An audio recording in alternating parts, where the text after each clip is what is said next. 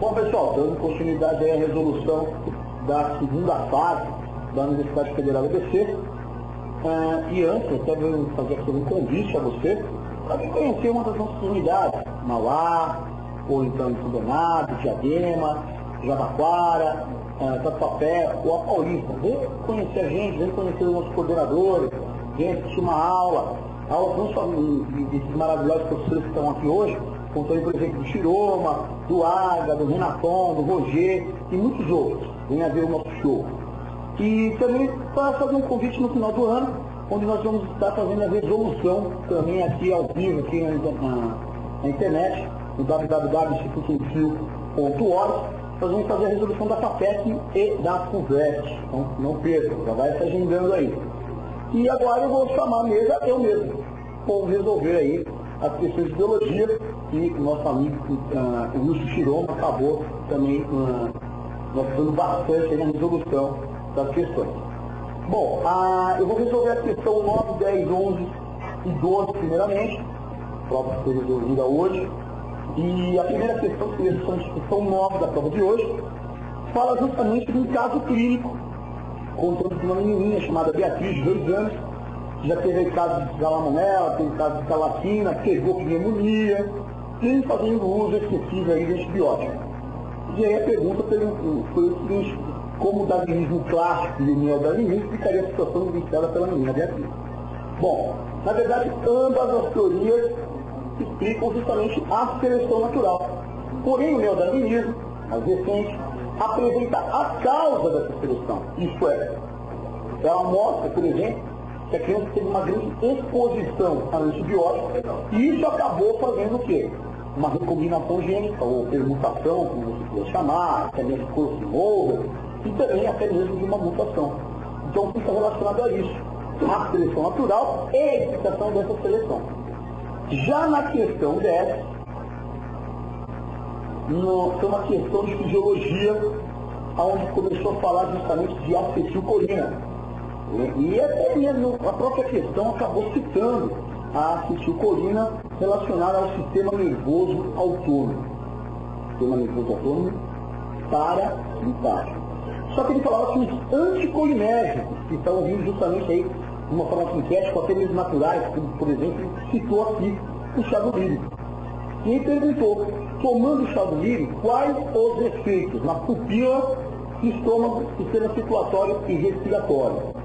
Bom, na verdade, se você está tomando uma substância que é um anticolinérgico, então está bloqueando, está inibindo a ação da acetilcolina, você tem que fazer a associação justamente com quem?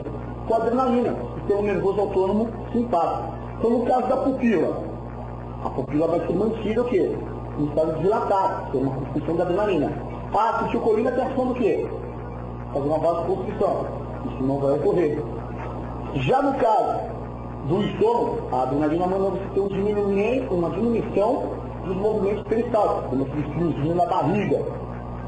Outra, já em relação ao sistema circulatório e respiratório, a adrenalina vai manter, portanto, no caso, a frequência em alta.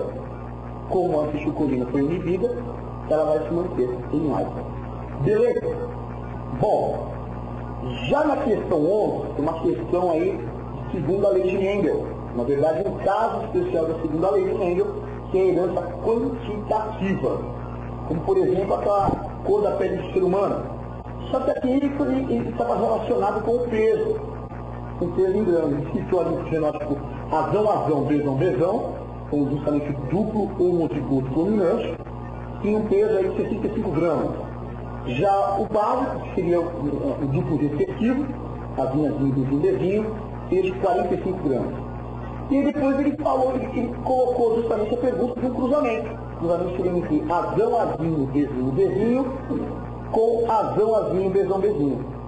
Montando aquela tabela de segunda lei de Mendel, como o Shiroma vem passando em sala de aula, a gente percebe o quê?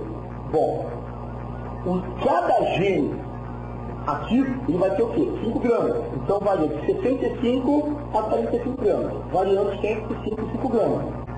E pela tabela, a gente vai ter alguns genótipos como resposta.